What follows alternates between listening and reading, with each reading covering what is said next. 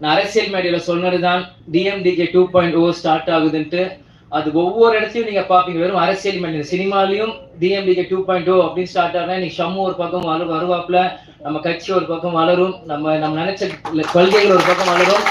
Captain விட்டுட்டு போன பணிகள் எல்லாமே நம்ம ஒண்ணு விடாம செய்யறோம். அது சினிமாவாக இருந்தாலும் சரி, மக்கள் பணியாலும் சரி, அரசியல் இருந்தாலும் சரி. அதனால எல்லாமே இன்னைக்கு நாங்க இங்க நிக்கிறோம், இந்த மேடையில இருக்கிறோம். எல்லாத்துக்குமே அது காரணம் எங்க அப்பா, எங்க கேப்டன் மட்டும்தான். அவர் இல்லாத இந்த நேரத்தில் மக்களாக நீங்களும், பத்திரிகை நண்பர்கள் நீங்களும், என்னோட தம்பி உங்களோட சண்முக பாண்டியனை நீங்க வளர்த்து விடணும். அரசியல் மேல முதல்ல கேப்டன் வந்து நீ போ அப்படின்னு சொன்னாரு. அப்ப வந்து என்னோட தொண்டர்களும் ரசிகரும் கூட இருக்க தைரியமா போன்னு சொன்னாரு. அதே மாதிரி இன்னைக்கு சினிமா உலகத்துல சண்முக பாண்டியன் வரப்போ மக்களும் பத்திரிகை நண்பர்களும் டெக்னீஷியன்ஸ் கூட நம்பிக்கையில இன்னைக்கு சண்முக பாண்டியன் உங்களுக்கு முன்னாடி நாங்க அமைச்சிருக்கோம்.